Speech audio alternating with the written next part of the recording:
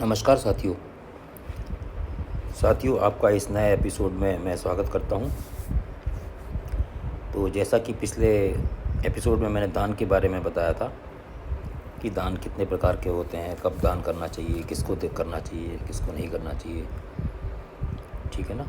तो आज उसी कड़ी में आगे बढ़ते हुए जो हमारे नवग्रह हैं उनके क्या क्या दान होते हैं उनको देखेंगे, और साथ में दान के अलावा उनकी शांति किस तरीके से कर सकते हैं उसके बारे में भी कुछ जानकारी लेने की कोशिश करेंगे।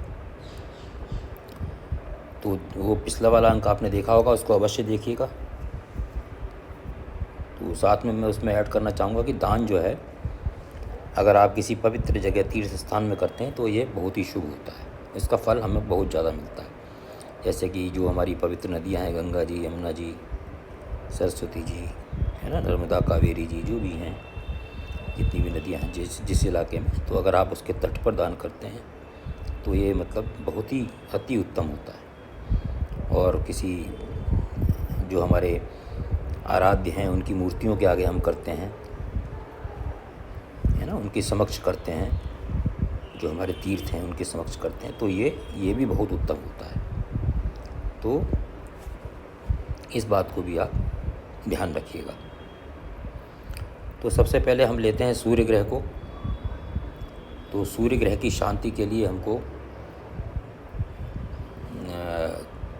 कनेर, मैनसिल, दोपहरिया, इलायची, नागरमोथा, देवदार, केसर, पद्माक्ष, मुलेठी, महुआ के फल, लाल फूल, इन सभी को जल में मिला के, पानी में मिला के, और उससे हमको नहाने से, स्नान करने से सूर्य ग्रह की शांति होती है। तो ये जितनी भी चीज़ें मैंने बोली हैं सब आपको पंसारी के यहाँ मिल जाएंगी, आसानी से मिल जाती हैं। इसमें जितनी भी मिलें, सब ना मिलें, अधिकतर मिलें तो उसको आप थोड़ा थोड़ा, बहुत थोड़ी मात्रा में, मतलब 1-1 ग्राम मान के चलिए, है। ऐसा नहीं कि पाव भर आधा किलो डालनी है, 1-1 ग्राम मान के चलिए, चुटकी भर मान के चलिए, कहने का मतलब है। तो और जब सूर्य हमारी जन्म कुंडली में प्रतिकूल होता है, हमको हृदय संबंधी कष्ट देता है, नेत्र संबंधी कष्ट देता है, हड्डियों से संबंधित कष्ट देता है, और हमको जो हम जो काम करते हैं, जो हमारी आजीविका होती है, उससे संबंधित हमको कष्ट होते हैं, हमारी रेपुटेशन से संबंधित कष्ट होते हैं। तो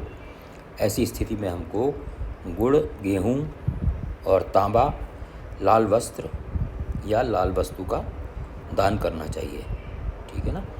और सप्तम भाव में हमारा सूर्य हो या नीच का सूर्य हो, नीच का सूर्य कब होता है? जब वो तुला राशि में होता है, 7 नंबर में होता है, तो वो नीच का सूर्य होता है।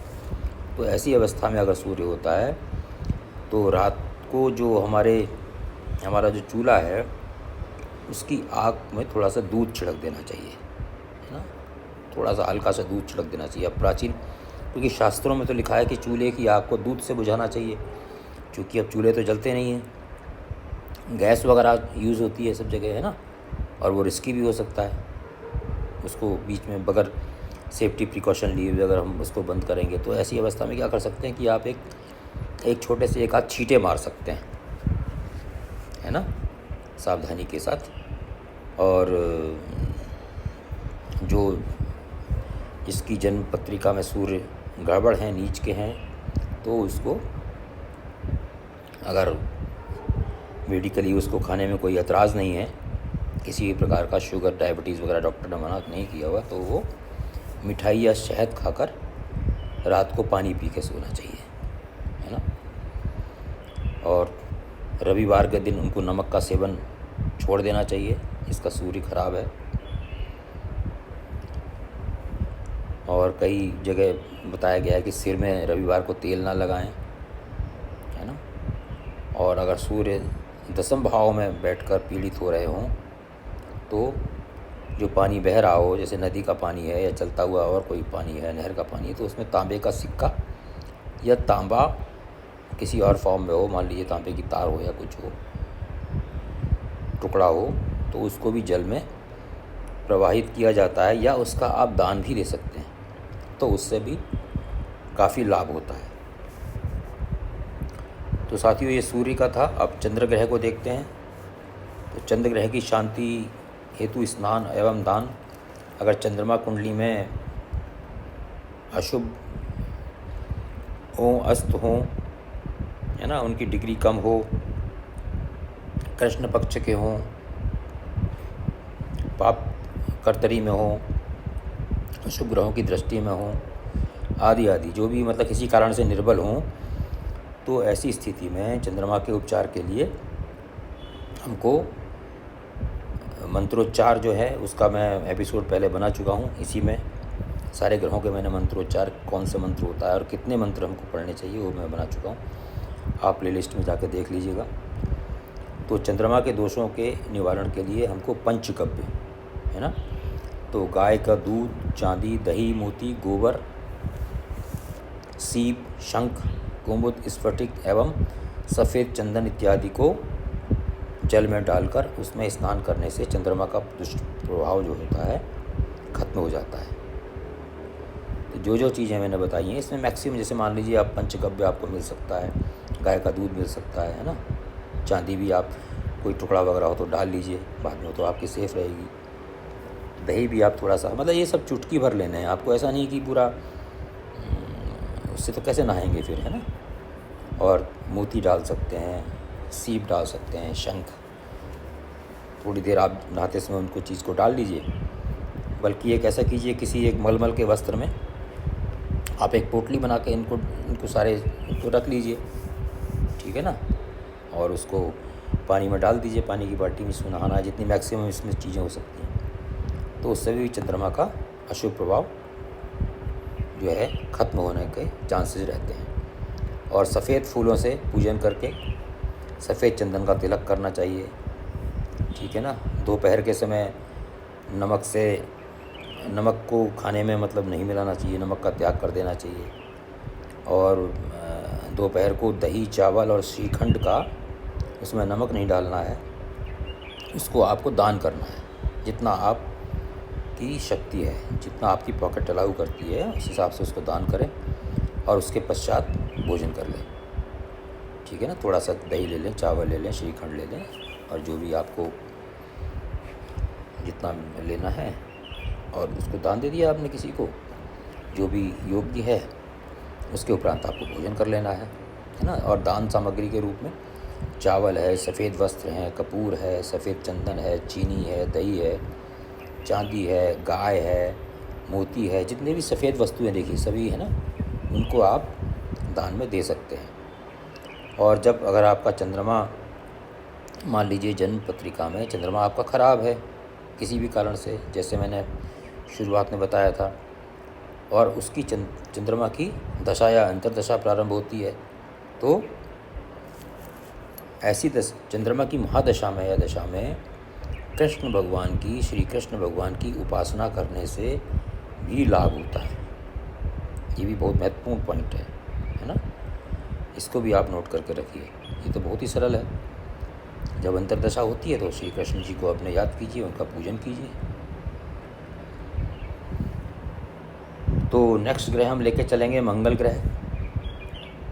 तो मंगल की उपासना मंगलवार को की जानी चाहिए, है ना। इसी प्रकार से चंद्रमा की सोमवार को, सूर्य की रविवार को। उपासना तो वैसे किसी भी दिन कर सकते हैं, लेकिन उनके वारों में करेंगे तो थोड़ा सा ज़्यादा अच्छा रहेगा। और मंगलवार का व्रत भी आप रखा जा सकता है, ठीक है ना। तो मंगलवार के व्रत जो हैं कम से कम 21 होने चाहिए और अधिकतम 45 व्रत रखने चाहिए मंगलवार के, मंगल ग्रह की अगर शांति करनी है आपको तो मंगल ग्रह की शांति हेतु गुड़ के बने हुए हलवे या लड्डुओं का दान करना चाहिए, और स्वयं भी उसको आपको खाना है ना। और गुड़ से बना हुआ हलवा, या जो एक पानी वाला जो पतला हलवा होता है ना, इसको लपसी कहते हैं, तो बैल को भी खिलाना है उसको। कहीं आस पड़ोस में बैल होता है तो आप उसको भी खिला सकते हैं। ये मंगल ग्रह की शांति के लिए बहुत ही अच्छा उपाय होता है। और अगर ऋण से आप परेशान हैं, ऋण मुक्ति चाहिए आपको, तब भी आप मंगलवार का व्रत रख सकते हैं, क्योंकि मंगल हमारे जो है ऋणों के कारक हैं। छठे भाव जो हमारा ऋण का भाव होता है, उस स्थान के मंगल कारक होते हैं। तो ऋण मुक्ति के लिए भी आप मंगलवार का व्रत रख सकते हैं, और संतान सुख के लिए भी मंगलवार का व्रत रख सकते हैं, है ना। और मंगल ग्रह की शांति के लिए लाल वस्त्र हो गए, तांबे के बर्तन हो गए, मसूर की दाल है, गुड़ है, नारियल का दान कर सकते हैं, तथा ब्राह्मणों और जो बच्चे होते हैं उनको मीठा भोजन कराएं, है ना।